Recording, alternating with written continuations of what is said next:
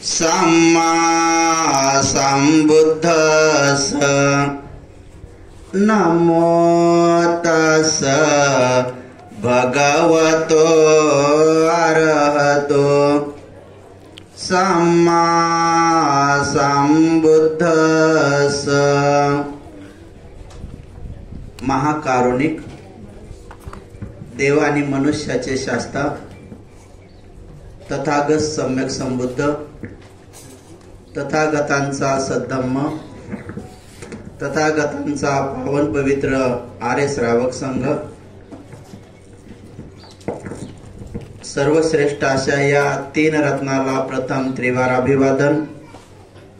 ज्यांच्या अथक परिश्रमातून ज्ञानबळातून प्रज्ञाबळातून आपणा सर्वांना या तीन रत्नाची ओळख झाली, सुखाचे दिवस आले, आपल्यावरील सारे विघ्न टळाले, स्वातंत्र्य समता न्यायनीती आणि बंधुत्वावर आधारित संविधान ज्यांच्यामुळे आपल्याला प्राप्त झाले, मानवता ज्यांच्यामुळे आपल्याला मिळाली, आपल्या सर्वांचे जे सुखकर्ता आणि दुःखहर्ता आहेत असे बोधिसत्व डॉक्टर बाबासाहेब आंबेडकर यांच्या समग्र धम्मक्रांतीला शेवटच्या श्वासापर्यंत समर्पित राहून कालकथन माता यांच्या आजच्या अग्निसंस्कारांच्या विधीच्या प्रथम परित्राण पाठाच्या बुद्धवचनाच्या या शुभ प्रसंगाला आणि सत्य प्रसंगाला या ठिकाणी उपस्थित पूज्य शीलानंदजी महातेरो, पूज्य ज्ञानज्योतिजी महातेरो आणि संपूर्ण पूज्य भिक्खू संघ, खरं पाहता मला धम्मावर किंवा इकडं तिकडं खूप बोलता येतं, पण दोन सिंहाच्या मध्ये बसल्यामुळं मी थोडा घाबरूनच गेलो जरा, कारण असा प्रसंग कधी आला नाही। तर तुम्ही विचार करा की दोन्ही साईडनं दोन सिंह आहेत आणि त्याच्या मध्ये बसायची वेळ कोणावर यावी। तर माझ्या गरीब भंतेजीवर ही वेळ आली, पण मी बरं झालं की मला थोडंसं आनापानसती माहीत असल्यामुळं मी आनापानसती म्हणत थोडंसं नमो तसं म्हणलो। आता माझे हृदयाचे ठोके कमी झाले, कारण दोन्ही सिंह हे साधे सिंह नाहीत, तर ते कारुणिक तथागत भगवान बुद्धाचे शाक्य सिंहाचे पुत्र कारुणिक सिंह आहेत आणि त्यांनी मैत्री दिल्यामुळे मी आता थोडं बोलू शकतो, 2-5 मिनिटं मी बोलू शकतो। उपासक आणि उपासिकांनो, तथागत भगवान बुद्धाची वाणी, तथागत भगवान बुद्धाचं सत्य वचन ज्याप्रमाणे समुद्रामधील कोणत्याही दिशेचं पाणी कोणत्याही देशातल्या व्यक्तीने जर आपल्या जिभेवर थोडं जरी ठेवलं तर त्या व्यक्तीला त्या पाण्याची चव एकसारखी येते। तो व्यक्ती कोणत्याही देशातील असो, कोणत्याही बोली भाषेचा असो, कोणताही पहिराव पहिरणारा असो, तो कोणत्याही रंगाचा असो, समुद्रातलं पाणी कोणत्याही काठाचं घेऊ की मध्यभागीचं घेऊ, त्याने जिभेवर ठेवल्यानंतर त्या पाण्याची चव एक समान असते। खारी, खारट, सेम ही उपमा भगवान बुद्धाच्या वचनाला लागू करण्यात आलेली आहे की भगवान बुद्धाचं वचन कोणतंही असो, जे प्रथम तथागताचं वचन असो का तथागताचं जे अंतिम वचन असो, ते एक समान आहे। दुःखमुक्तीचा मार्ग दाखवणारं वचन आणि दुःखमुक्त करून देणारं वचन एक समान आहे। तथागताचं वचन हे प्रत्येक व्यक्तीला आणि प्रत्येक स्थितीमध्ये प्रत्येक काळामध्ये व्यक्तीला त्या दुःखमुक्तीचा मार्ग दाखवतं आणि दुःखमुक्त करून देतं, निर्वाणाचा साक्षात्कार करून देतं। ते वचन तथागतांनी बोधी ज्ञान प्राप्त केल्याबरोबरचा हर्षभरीत विधान असो की तथागतांनी शेवटचा उपदेश मुमुक्षूंना दिलेला असो, त्या प्रत्येक वचनाचा अंतिम हेतू, अंतिम उद्देश, अंतिम त्या तथागतांची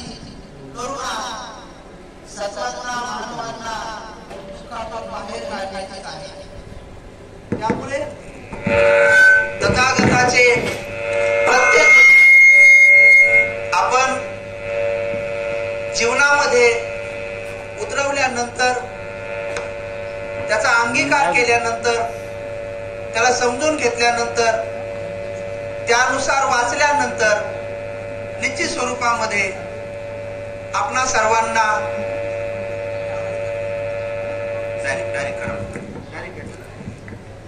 ठीक आहे, तथागताचं वचन हे आपल्याला दुःखमुक्तीचा मार्ग दाखवतं आणि दुःखमुक्त करून सोडतं, मार्गाने फळाला प्राप्त करून देतं.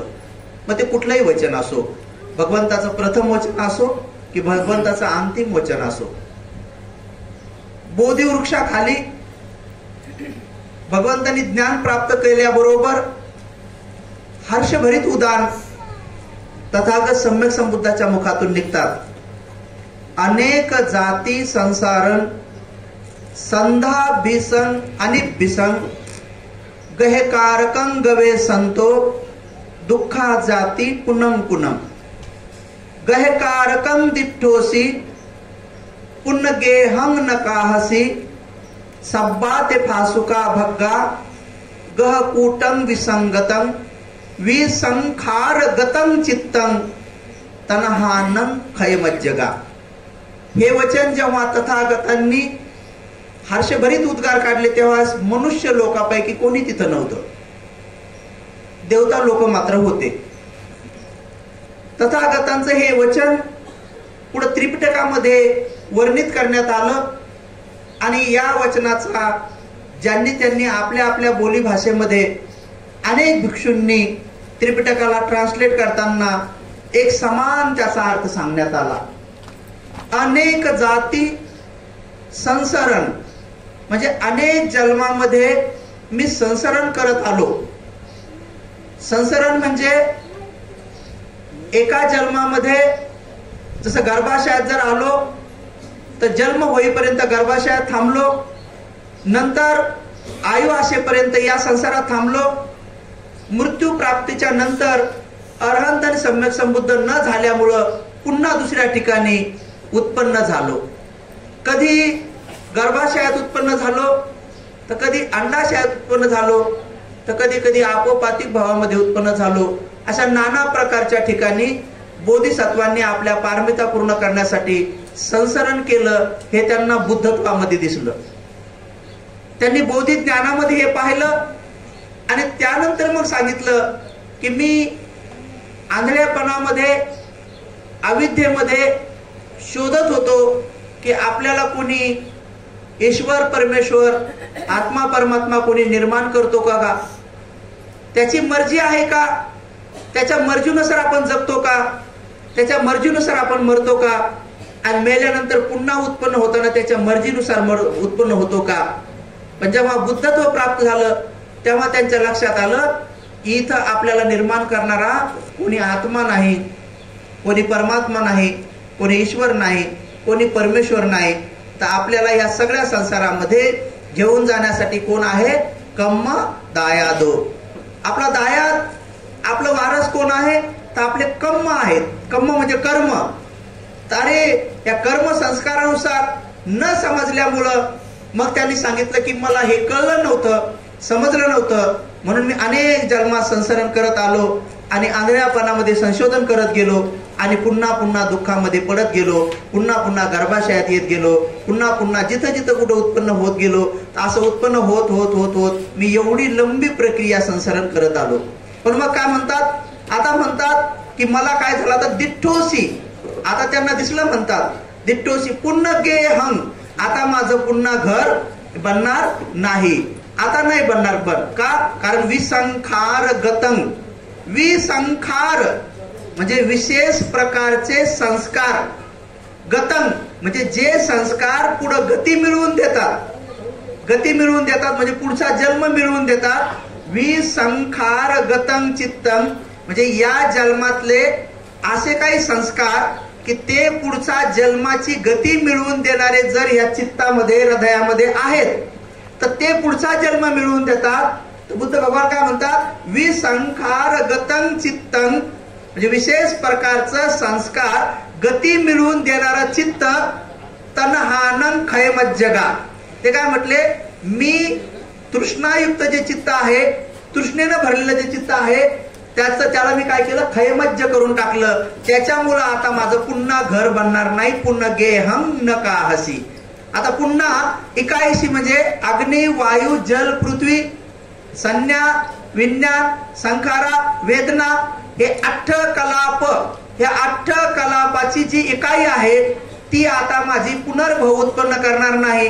म्हणजे पुन्हा आता ती उत्पन्न होणार नाही. पुन्हा गेहंग नका हसी सब्बा ते फासुका भग्गा. आता मी सगळ्याचं सगळं त्या झोपडीच्या आडू असेल, ते डिळी असेल, ते वासे असतील, किंवा सगळं कुटी बनवण्याचं जे साहित्य आहे ते सगळं आता मी भस्म करून टाकलेलं आहे, नष्ट करून टाकलेलं आहे. सब्बा ते फासुका भग्गा गहकूटं विसंगतं विसंखार गतं चित्तं तनहानं खैमज्जगा. मग तृष्णायुक्त जे चित्त आहे ते सगळं खैमज्ज करून टाकलेलं आहे. आणि म्हणून आता माझं पुनर्भव बनणार नाही, पुन्हा घर बनणार नाही, किंवा पुन्हा माझा जन्म होणार नाही, असं भगवान बुद्धाचं वचन आहे. या वचनावर आपला अंतर्मनातून प्रज्ञेद्वारे जर विश्वास असेल तर आजचं हे मृत्यू सत्य आईचं आपल्याला पाहता येईल. हे सत्य मग आपल्याला पाहता येईल, जाणता येईल आणि अनुभवता येईल. आणि एवढीच गोष्ट नाही तर मी तुम्हाला बुद्ध वचनाबद्दल सांगतो की मग तुम्हाला पुढे हेही सांगता येईल की आज आई पूज्य शीलानंदजी महास्तवित यांच्या आई आहेत. आज ह्या आई पूज्य शीलानंदजी महास्तवित यांच्या आई आहेत. पण हे बुद्धाचं वचन जर तुम्हाला समजलं तर निश्चित स्वरूपामध्ये तुम्ही या मतापर्यंत जाऊन पोहोचताल की ही आई पूज्य ज्ञानज्योती भंतेजीची पण अनेक जन्मात आई राहिलेली आहे. पूज्य भिक्खू ज्ञानरक्षित थेरो यांची पण अनेक जन्मात आई राहिलेली आहे. पूज्य सत्यपाल भंतेजीची पण अनेक जन्मात आई राहिलेली आहे. हे सूत्रपाठ करणारे ह्या ज्या आई आहेत यांच्या पण आई राहिलेल्या आहेत. ते सर्वात पाठीमागे बसलेले आहेत, त्यांची पण ही आई अनेक जन्मात राहिलेली आहे. इथं या जेवढे या कॅम्पसमध्ये लोक आलेत या प्रत्येकाची ही आई एकदा दोनदा तीनदा नाही, 100 वेळेस नाही, हजार वेळेस, त्याही पेक्षा जास्त वेळेस ही आई तुमची पण आई राहिलेली आहे. आता याच्यावर विश्वास कोणाचा आहे? हातवर करा. बापरे, नाही तर विश्वास येतं म्हणजे आमच्या समाधानासाठी म्हणता का खरंच तुम्हाला पटते ही गोष्ट? कारण भगवंतांनी सांगितलेलं आहे की या सृष्टीवर असं एकही सत्व नाही की तो आपला ज्ञातिगण राहिलेला नाही. अनेक वेळेस तो आपला पिता राहिलेला असतो, अनेक वेळेस तो आपला वडिलाचा मोठा भाऊ राहिलेला असतो, कधी आपल्या वडिलाचा लहाना भाऊ राहिलेला असतो, कधी आपल्याला भाऊ राहिलेला असतो, कधी छोटा भाऊ राहिलेला असतो. अनेक नात्यामधून आपल्याला जावं लागतं. आई राहिलेली असती, बहीण राहिलेली असती, आजी राहिलेली असती. 1, 2, 3 जन्मात नाही. म्हणून हे 1 आणि 2 जन्म नसतात, अनेक जाती संसरण, अनेक जन्मात. इथं 1000 नाही, 2000 नाही, 1 कोटी नाही, 1 अब्ज नाही, असा आकडा नाही सांगितलेला. अनेक जाती संसरण. जेव्हा ते ध्यानाला बसले, बोधी ज्ञान प्राप्त झालं, तेव्हा त्यांना बुद्धत्व हे 3 अंगाने प्राप्त झालं. त्यातलं हे पहिलं अंग आहे पुब्बे अननुसुते सुदम्मे सुचक्षुं उदपादी ज्ञानं उदपादी पन्या उदपादी विद्या उदपादी आलोको उदपादी. हे जर तुम्हाला व्यवस्थित कळलं ना तर मग तुम्ही सहज हात नाही वर करणार. तुम्ही हात वर केले, मला माहित आहे हात वर केले, पण तुम्ही डोळे लावल्यानंतर ज्या पद्धतीनं आईचं प्रेम मुलाबद्दल, मुलाचं प्रेम आईबद्दल जे प्रेम असतंय ते प्रेमाची तुमच्या भाषेमध्ये मैत्री धातू तरंग तुम्हाला फील झाले असते ध्यान केल्याबरोबर. आणि आता तुमची कोणत्या जन्मात ही आई राहिलेली आहे याचं स्मरण करण्यासाठी ज्या ध्यानाच्या पातळ्या लागतात त्या ध्यानाच्या पातळीनुसार तुम्हाला कळलं असतं की ही आई कोणत्या जन्मामध्ये तुमची आई राहिलेली आहे. मग आता आई जर तुमची आई राहिलेली असेल तर तेव्हा समजा कदाचित ह्या आईचा मुलगा जर मी असेल आणि ती आई तुमची बी असेल तर तेव्हा तुम्ही आमची कोण असेल? बहीण असेल, आहे का नाही? बहीण असेल. मग लहानी का मोठी? हा, आता कसं काय समजावे का? कशाहून बरं लहान? हा मोठी जर असती तर आतापर्यंत चिवरात होणार झाली असते, आहे का नाही? हा, असं म्हणजे आम्ही सांगितल्यावर का मग हा असं त्याला कमीत कमी अष्टशीलधारी आहे, त्यामुळे होऊ शकते की बराबरीची पण असू शकते. कारण चिवर मध्ये जे दशशील पालन करण्याची महापुण्य संधी प्राप्त होते, कमीत कमी महिन्यामध्ये तुम्हालाही 8 शील पालन करण्याची महापुण्य संधी प्राप्त होते. म्हणून या सृष्टीवर असं एकही व्यक्ती नाही की अनेक वेळेस ते आपले नातेवाईक राहिलेले नाही, आणि या पृथ्वीवर अशी एकही जागा नाही की तिथं आपला मृत्यू झालेला नाही. तिथं आपला मृत्यू झालेला नाही अशी पृथ्वीवर एकही जागा नाही. या संपूर्ण पृथ्वीवर प्रत्येक ठिकाणी आपला अनेक वेळेस मृत्यू झालेला आहे.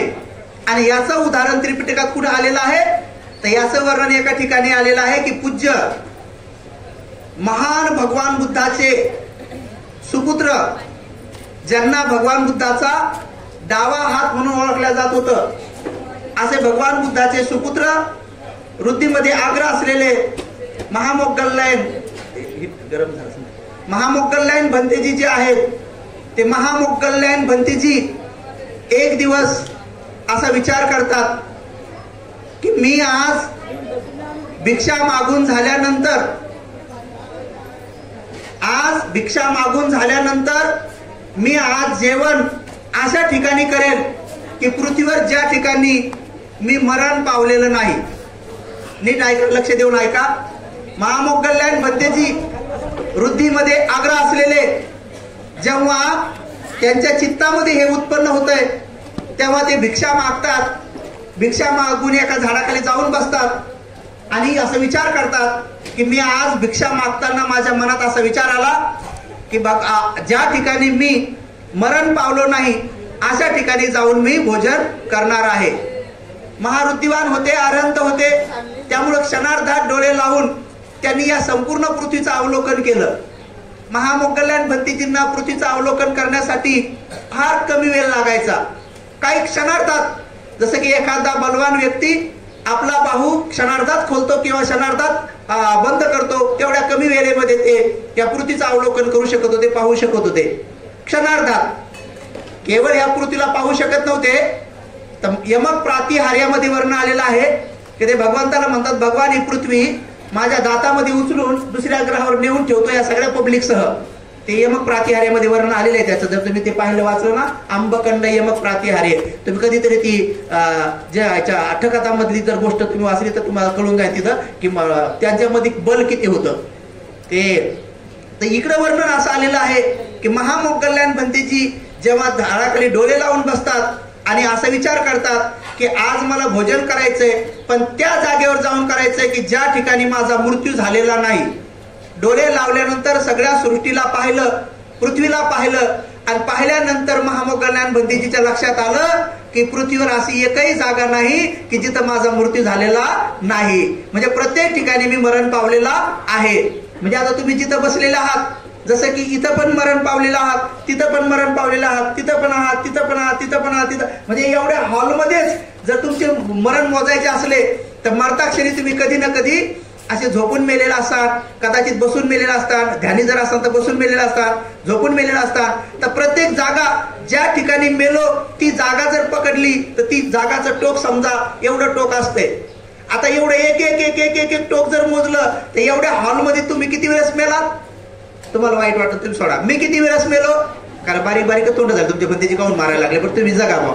बरं, या एवढ्या हॉलमध्ये समजा मी किती वेळेस मेलो असो हा हॉलमध्ये, कारण प्रत्येक सुईच्या टोका एवढी जी जागा आहे तिथं बी मेलो, तिथं बी मेलो, तिथं बी मेलो. म्हणून एवढ्या हॉलमध्ये मोजता येणार नाही एवढ्या वेळेस मेलो. केवळ हॉलवरच नाही मेलो, हे खांब आहेत ना, ह्या खांबावर पण मेलो, खूप वेळेस मेलो. हे कधी पटतं? जेव्हा महामोग्गल्लायन भंतेजीचा तो उपदेश ऐकला आणि तिच्यामध्ये मग महामोग्गल्लायन भंतेजीने सगळी सृष्टी पाहिली आणि त्यांच्या लक्षात आलं की पृथ्वीवर जेवढे झाडं आहेत, पृथ्वीवर जेवढे डोंगर आहेत, पृथ्वीवर जेवढे समुद्र आहेत, पृथ्वीवर जेवढे काही वस्तू आहेत किंवा जेवढ्या बिल्डिंग आदी आहेत, या सगळ्या ठिकाणी मरण पावलो. एकही ठिकाण असं नाही की मी तिथं मरण पावलो नाही. असं कोणाला कळलं? पूज्य अरहंत भगवान बुद्धाचे वृद्धीमध्ये आग्रह असलेले महामोग्गल्लायन पूज्य भंतेजींना कळलं. मग ते म्हणाले, अरे माझं अधिष्ठांत होतं की ज्या ठिकाणी मी मरण पावलो नाही तिथं जाऊन भोजन करायचंय. आता सगळ्या सृष्टीवर तर मी मरण पावलेला आहे, माझं भोजन कुठं करू? अधिष्ठान काय होतं की जिथं मी मरण पावलो नाही तिथं जाऊन भोजन करायचंय, पण सगळ्या पृथ्वीवर तर मी मरण पावलेलं आहे. मग त्यांनी डोळे उघडले आणि मग म्हणे जाऊ द्या, आता सगळ्या पृथ्वीवर तर मी मेलेला आहे, आपण भोजन तर करायचं आहे. मग त्यांना एक उंच डोंगर दिसला, एक पहाड दिसला. ते म्हणाले की मी त्या पहाडावर जो उंच दगड आहे तो दगड बिलकुल असा सीधा होता, सरळ होता आणि टोकदार होता. असा उंच पहाडावर दगड होता एक. मग त्यांनी असा विचार केला की आज मी ते भोजन त्या उंच पहाडावर असलेला जो दगड आहे, सीधा दगड आहे, टोकदार दगड आहे, त्याच्यावर मांडी घालून बसेल माझ्या वृद्धिबलानं आणि तिथं जेवण करेल. म्हणून मग ते भंतेजी आपल्या वृद्धिबलानं भिक्षापात्र घेऊन कशीनाचं ध्यान करत करत करत करत जाऊन त्या उंच पहाडाच्या त्या टोकदार दगडावर जाऊन मांडी घालून बसले. मांडी घालून बसले आणि घास खाणार, गाताबिता म्हणून झाल्या, पटीशंका म्हणून झालं, आता घास खाणार. तेवढ्या त्यांच्या मनात उत्पन्न झालं की अरे माझ्या भगवंताचं वचन किती खरं आहे की या सृष्टीवर मी जिकडे तिकडे मरण पावलो, आता मी या दगडावर पण मरण पावलं असेल.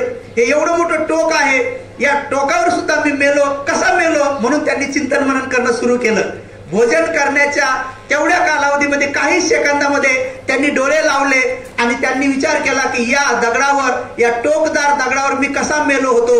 आणि मग त्यांना समजलं की या टोकदार दगडावर सुद्धा मी मरण पावलो.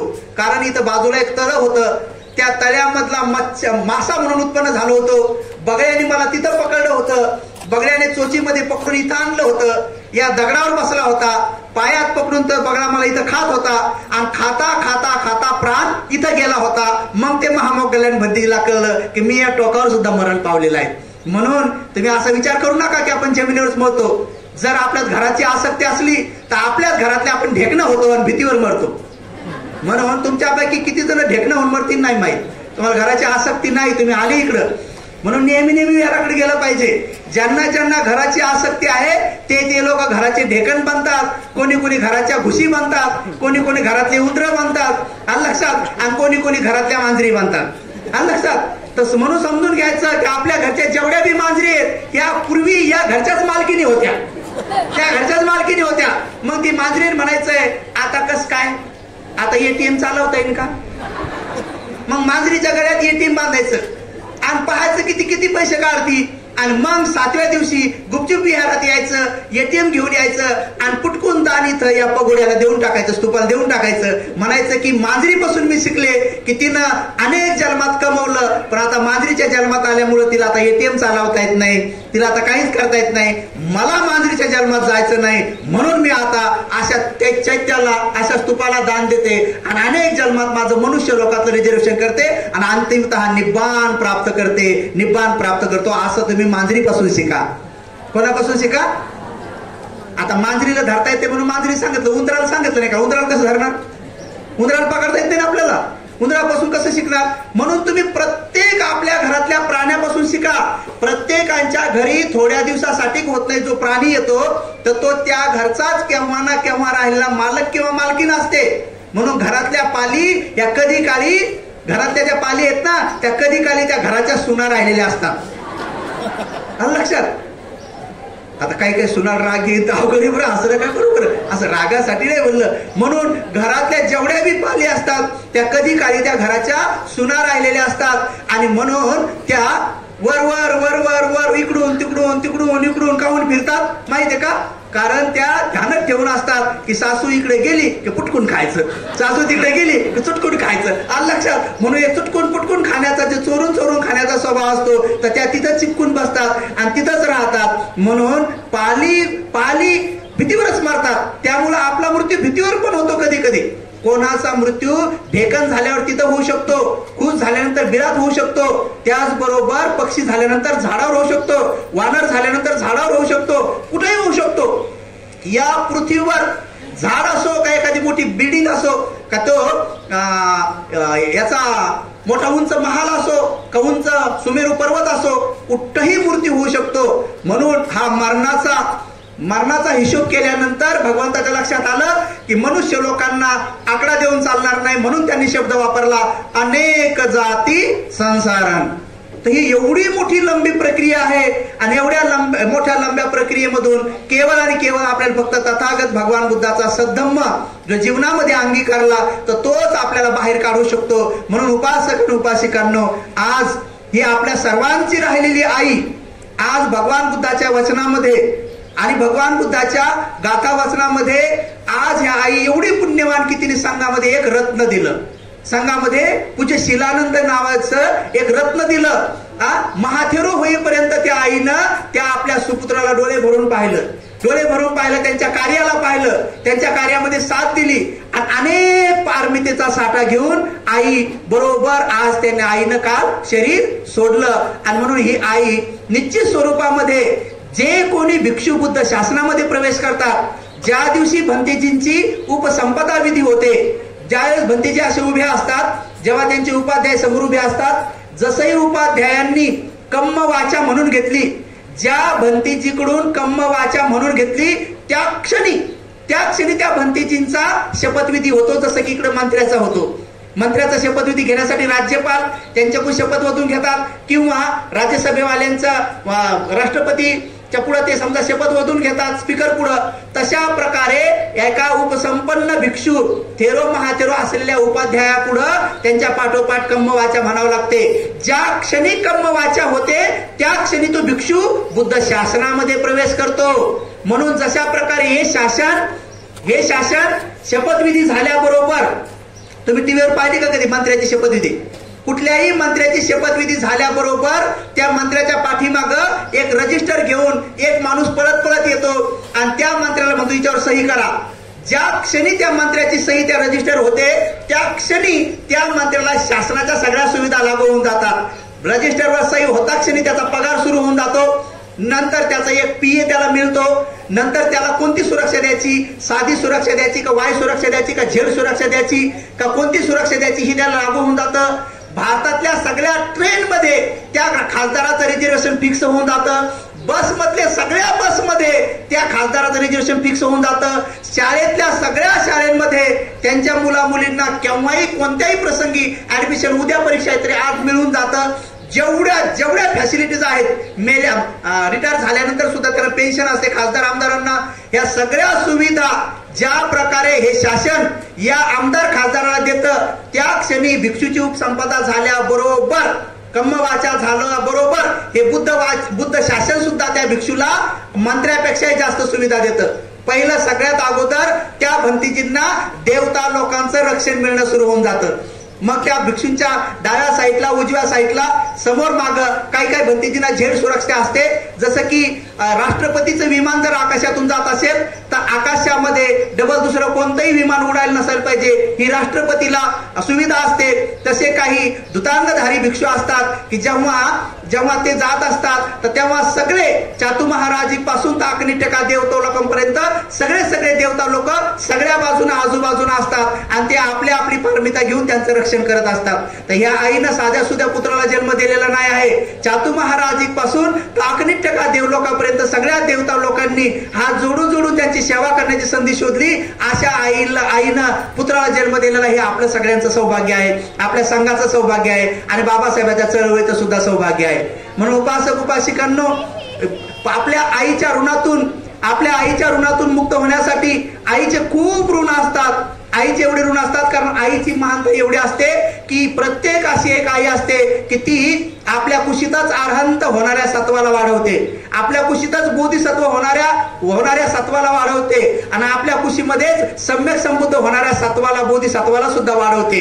एवढंच नाही तर चक्रवर्ती सम्राट होणाऱ्या सत्वाला सुद्धा आपल्या कुशीतच वाढवते. त्यामुळे चक्रवर्ती सम्राट हे आकाशातून पडत नाहीत, बोधिसत्व आकाशातून पडत नाहीत, अर्हंत होणारे सत्व आकाशातून पडत नाहीत आणि सम्यक संबुद्ध होणारे महाबोधिसत्व सुद्धा आकाशातून पडत नाहीत. ही महापुण्यवान आई असते जिची कोक परिशुद्ध असते.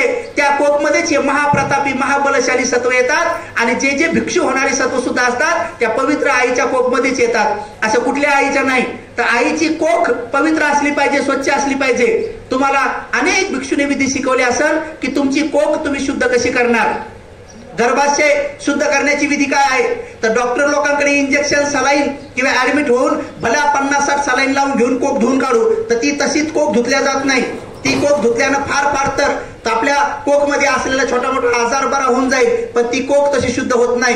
गर्भाशय, आईचं गर्भाशय त्यानं शुद्ध होत नाही. तर आईचं गर्भाशय शुद्ध होण्याचं साबण नाही, कुठलं शॅम्पू नाही, कुठल्या प्रकारची पावडर नाही. तर तथागत सम्यक संबुद्धाने अष्टशील दिलेला आहे. त्या अष्टशील नावाचं साबण जे आहे ते तुमची कोक शुद्ध करतंय आणि मग अष्टशील हे तुम्हाला 7 जन्मापर्यंत परिशुद्ध जोडपं बनवतंय. आणि मग येणारं बोधिसत्व तिथून म्हणतो की 7 कुलीन माता कोण आहे. म्हणून सिद्धार्थ गौतमाला कोण दिसलं? महामाया आणि राजा शुद्धोधन दिसले.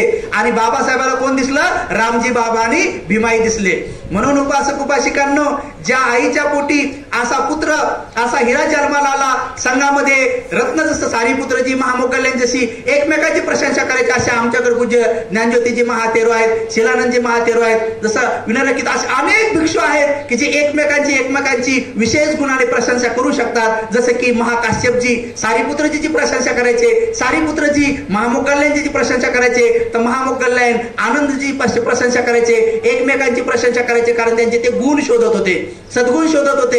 आणि म्हणून उपासक उपासिकांनो, हे सद्गुण, एकमेकांचे सद्गुण आणि एकमेकांचे गुण हे धारण करत करत पाहत ज्यावेळेस आम्ही संघामध्ये विचरण करतो, संघामध्ये वावरतो, तेव्हा हे अनेक पुण्य संधी त्या मातेमुळेच मिळाल्या असते की ज्या मातेनं आमच्यासारख्या सत्वांना कुशीमध्ये वाढवलेलं असतं. आणि त्या मातेच्या आणि त्या पिताच्या पुण्य बळामुळेच संघामध्ये प्रवेश मिळतो. आणि म्हणून ही आई ते आज ज्या ठिकाणी बुद्ध शासनाला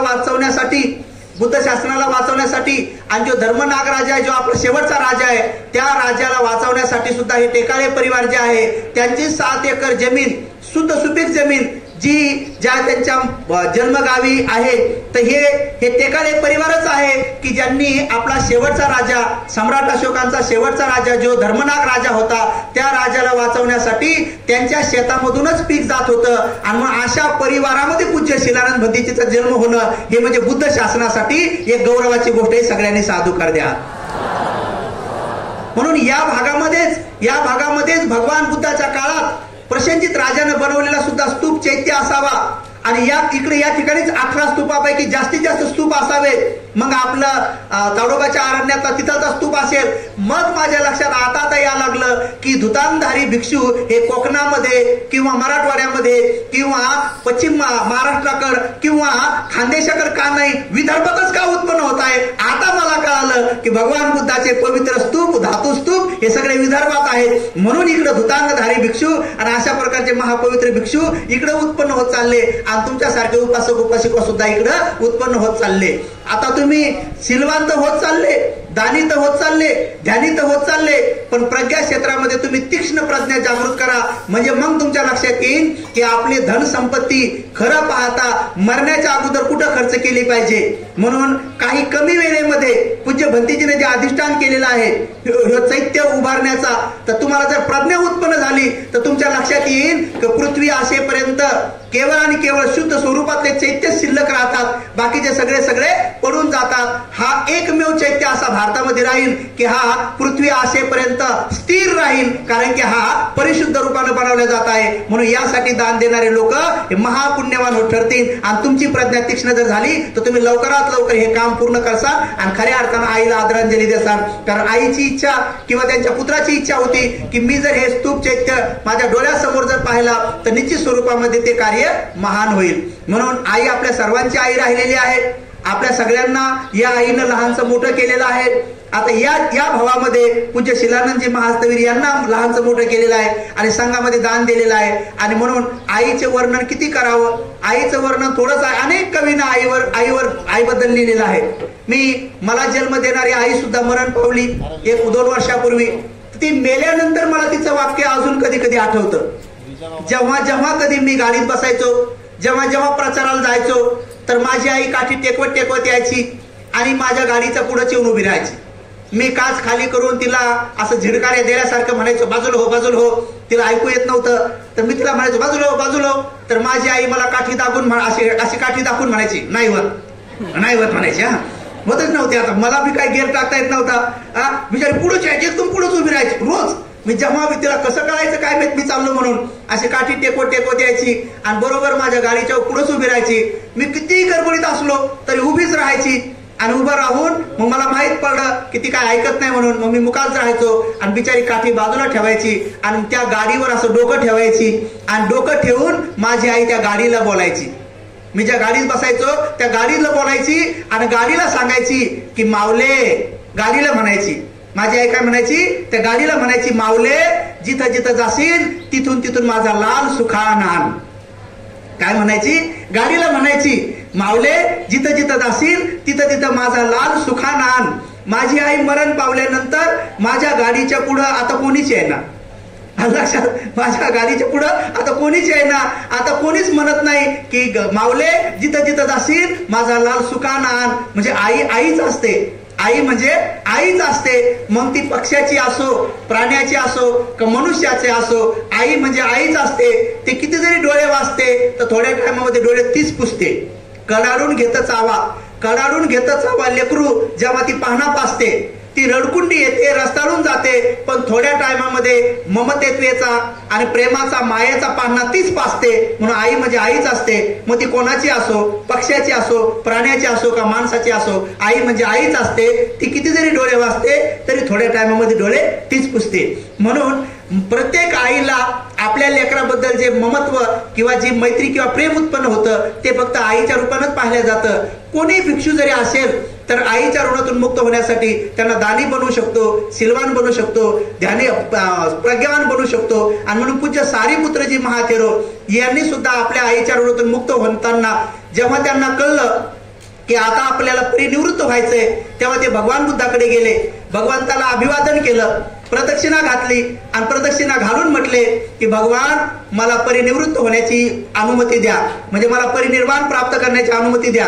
भगवंतांनी म्हटलं हो आयुष्यमान, तुमची इच्छा कुठं आहे, कोण्या ठिकाणी तुम्हाला तुमचा अंतिम श्वास घेऊन परिनिर्वाण प्राप्त करायचा आहे. तेव्हा ते म्हणाले भगवान अनुमती द्या, ज्या ठिकाणी माझा जन्म झाला त्याच घरी मला जाण्याची अनुमती द्या. असं म्हणल्याबरोबर त्या हॉलमध्ये, त्या सुगंध कुटीमध्ये, श्रावस्तीमध्ये अनेक भिक्षू होते जे आनंद नव्हते. त्या भिक्षूच्या मनात शंका उत्पन्न झाली की एवढे मोठं भगवान बुद्धाचा उजवा हात सारीपुत्रजी, धर्मसेनापतीजी, आणि भगवंतांनी यांची किती वेळेस प्रशंसा केली पण यांची घरची काय आसक्ती सुटली नाही. कारण हे शेवटी आईकडे चालले म्हणे, यांना आईची आठवण आली की काय म्हणे. तर बाकीच्या कोणाला माहित नव्हतं, भगवंताला माहित होतं की पूज्य सारीपुत्रजींचं घरी जाण्याचं कारण काय. म्हणून भगवंत म्हणाले हो आयुष्यमान, तुम्हाला मी अनुमती देतो, जा जा म्हणे, तुमच्या घरी जा आणि परिनिर्वाण प्राप्त करा. जेव्हा सारीपुत्रजी घरी निघाले तेव्हा भगवंत स्वतःहून उठून सुगंध कुटीतून बाहेर आले. केवळ एकमेव असे भिक्षू आहेत की भगवान त्यांच्यासाठी उठून सुगंध कुटीच्या बाहेर आले, सुगंध कुटीजवळ उभे राहिले आणि सगळ्या भिक्षूंना म्हणाले, भिक्षूंनो तुम्हाला आज माझ्यासोबत थांबण्याची आवश्यकता नाही, तुमच्या मोठ्या भावाबरोबर जा, त्याच्या मागे मागे जा म्हणे, आणि जसंही तो महापरिनिर्वाण प्राप्त करेल तेव्हा त्याच्या पवित्र अस्थी घेऊन माझ्याकडे या. कारण त्या अस्थीवर जे लोक स्तूप आणि चैत्य बनवतील दीर्घ काळासाठी, त्यांच्या हितासुखासाठी, त्यांच्या निब्बाण सुखासाठी ते सत्कर्म सहायकारी राहतील. त्या धातू सारीपुत्रजीच्या महान पुण्यवान राहतील.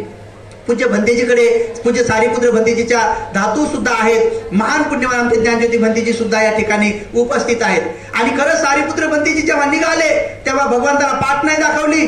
भगवंताला पाठ न दाखवता भगवंताकडे असा हात करून दोन्ही हात जोडून माग माग सरकत जोपर्यंत भगवान बुद्ध दिसत राहील तोपर्यंत पाठीमागे गेले. आणि जेव्हा दिसेनासे झाले तेव्हा भगवान त्यांना पाहत पाहत उभे राहिले. आणि जसे सारीपुत्र जी दिसेनासे झाले तेव्हा भगवान लगेच म्हणतात, भिक्षुंनो इकडे या, इकडे या. हा आता जो गेलेला जो माझा पुत्र आहे, हा धर्मसेनापती, माझा उजवा हात आहे का, हा साधारण ज्ञानी नाही आहे, हा एवढा प्रज्ञावान आहे. जेव्हापासून पृथ्वी निर्माण झाली, जेव्हापासून पृथ्वी निर्माण झाली आणि जेव्हापासून या पृथ्वीवर पाऊस पडला आतापर्यंत त्या पृथ्वीवर पडलेल्या सगळ्या पावसांचा एक एक थेंब मोजू शकतो एवढा ज्ञानी आहे म्हणे, एवढा ज्ञानी आहे म्हणे माझा पुत्र. असं म्हणता क्षणी ते सगळे भिक्षू एकदम हर्षभरीत झाले. म्हणून तुम्हाला सांगतो जा, तुमच्या मोठ्या भावाच्या सोबत जा, त्यांच्यासोबत जाण्यात तुमचं महान पुण्य आहे. ते सगळा संघ गेला. त्यांची आई बुद्ध धम्म संघाला मानत नव्हती, कारण सारीपुत्र भंतेजीचे 4 भाऊ आणि 4 बहिणी होत्या. भंतेजी झाले होते, मग दुसरी बहीण झाली, अशा आळीपाळीनं सगळे झाले होते. सर्वात शेवटी 7 वर्षाचा त्यांचा भाऊ रेवत, ज्यांना पायाला बांधून त्याची आई झोपत होती, तर तेही रेवत लग्नातून पळून आले होते. रेवत लग्नाचा ड्रेस सगळे पळून आले होते. म्हणून आजकालच्या नवरदेवांचे फेटा घालतात आणि जेम्या लावतात ना, तेवढ्यासाठी पळून जाऊ नये म्हणून.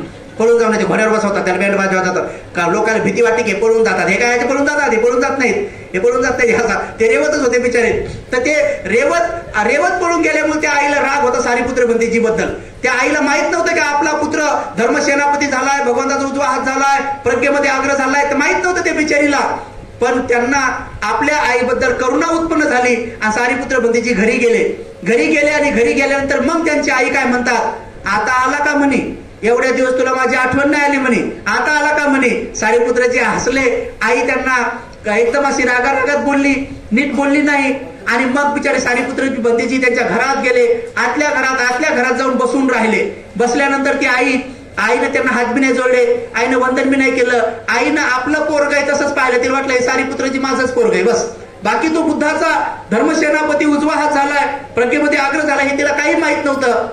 आणि मग जशा प्रकारे त्यांनी परिनिर्वाण प्राप्त करण्याच्या त्यांच्या ज्या प्रक्रिया सुरू झाल्या, त्या क्षणी चातु महाराज देवलोकापासून तर शक्रदेव राजा, ब्रह्मदेव राजा या सगळ्यांना कळलं की आता भगवान बुद्धाचा धर्मसेनापती महान पुण्यवान सारीपुत्रजी यांचं दर्शन घेण्याची शेवटची संधी आहे. म्हणून एक देवता लोक येऊ लागले, वेगवेगळे फुलं घेऊन येऊ लागले. आपल्या शरीरामधलं तेज घेऊन जसे त्याच्या घरात प्रवेश केला तर ती आई नेमकीच अशी भीतीला डोकं ठेवून नेमकी तिला डुकली येत होती. आणि तिनं असं डोकं टेकवलं आणि जसंही देवता लोकांचा प्रकाश तिच्या डोळ्यावर पडला, डोळ्यावर पडल्याबरोबर तिने डोळे उघडले तर डायरेक्ट तिने देवता पाहिले. देवता पाहिल्याबरोबर ती प्रसन्न झाली. ती म्हणाली, हा मी एवढ्या दिवस देवांची सेवा केली म्हणून हा देव मला प्रसन्न झाला. ती गुडघ्यावर बसली आणि त्या देवताचं पाया पडू लागली. तेव्हा ते देवता म्हणे, हे माते थांब थांब थांब म्हणे, माझ्या पाया पडू नको, मी काय तुला प्रसन्न झालो नाही आणि तू जे काय व्रत वैकल्य केलं त्याच्यामुळे मी प्रसन्न होऊन तुझ्या दर्शनासाठी आलो नाही. म्हणे मग कसे काय आले तर म्हणे आम्ही आज दर्शनासाठी आलो, धर्मसेनापतीजी पूज्य सारीपुत्रजी यांच्या दर्शनासाठी आलोय, ते तुमच्या आतल्या घरात बसलेले आहेत ना म्हणे. तर ती विचार करू लागली की माझं पोरग एवढं हुशार आहे, एवढं ज्ञानी आहे की हे देवता त्याच्या दर्शनासाठी आला. म्हणून हळूच माग गेली आणि जाऊन पाहिलं तर त्या देवतांनी विशेष रूपाने पूज्य सारीपुत्र भंतेजीची सेवा केली. त्यांना प्रदक्षिणा घातल्या, पुष्पवृष्टी केली आणि त्यांना पाठ न दाखवताच ते देवता निघून गेले. त्यावेळेस त्याची आई दुरूनच पाहू लागली की बापरे, ज्यांच्या दर्शनासाठी देवता आलाय आहेच कोण. मग त्या आईचं थोडंसं मन चेंज झालं. मग दुसरे देवता आले, मग तिसरे देवता आले, वेगवेगळे महाप्रतापी देवता येत जेव्हा शेवटी शक्रदेवराज ब्रह्मा आले तेव्हा ती आईले प्रसन्न झाली. म्हणे मी ब्रह्माचीच पूजा केलेली आहे, माझ्या पूजेमुळेच ब्रह्मा प्रसन्न झालेत आणि ब्रह्मा आलेत. त्यावेळेस ब्रह्मा म्हणतात, माते भ्रमात राहू नको, मी तुला नाही प्रसन्न झालो, मी तुझ्यासाठी नाही आलो म्हणे, मी माझे धर्मसेनापती माझ्या बुद्धाचे पुत्र त्यांच्या दर्शनासाठी आलोय म्हणे, कारण ते आज परिनिर्वाण प्राप्त करणार आहेत. तेव्हा ती म्हणे परिनिर्वाण आणि कोणाचं दर्शन घेणार आहे म्हणजे सारीपुत्रजीचं. मग तिनं पाहिलं की हा ब्रह्मा सुद्धा पृथ्वीवर येऊन कधी न पाहिलेलं पुष्प, कधी न पाहिलेलं सुगंधी द्रव्य, कधी न पाहिलेलं सगळं घेऊन येऊन आज माझ्या पुत्राची पूजा करत आहे. आणि तिनं विशेष पूजा जेव्हा ब्रह्माची पाहिली तेव्हा मात्र मग तिचं हृदय तुरंत हललं आणि तुरंत ती म्हणाली की बाळ बेटा मला खरंच सांग की हे ब्रह्मा तुझ्या पूजेसाठी आला होता. तर म्हणे आई तू मला काय विचारते, तुझ्या डोळ्यानं पाहिले स्वतः. मग म्हणे तू या ब्रह्मापेक्षाही मोठा आहे का. मग ती म्हणाली आई तू मला काय विचारती, त्या ब्रह्मालाच विचार म्हणे. मग त्या ब्रह्माला विचारलं काय म्हणे, हा माझा पोरगा तुमच्यापेक्षाही मोठा आहे. तर ती म्हणे हो, या सगळ्या देवलोकांमध्ये फक्त बुद्धापेक्षा लहान असा तुझा पुत्र म्हणे माझ्यापेक्षा सगळ्या देवलोकापेक्षा श्रेष्ठ आहे म्हणे.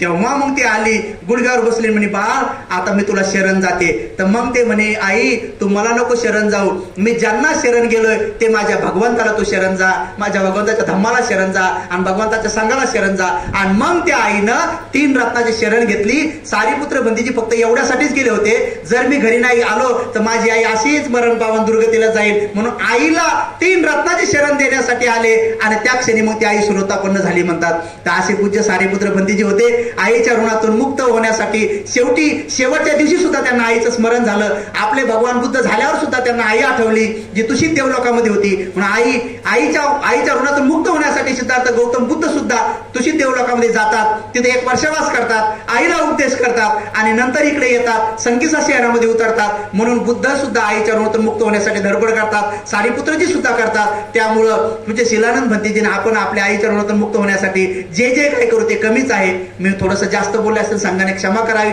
आईच्या 4 महाभूतांना विद्यारूपी भावाला सुगतीचा लाभ हो आणि अंतिमतः ज्या सुखाच्या तोडीचं दुसरं कुठलंही सुख नाही असं परम श्रेष्ठ निब्बाण सुखासाठी सत्कर्म सहायकारी हो. सर्वांचं मंगल हो, सर्वांचं कल्याण हो, सर्वजण सुखी हो.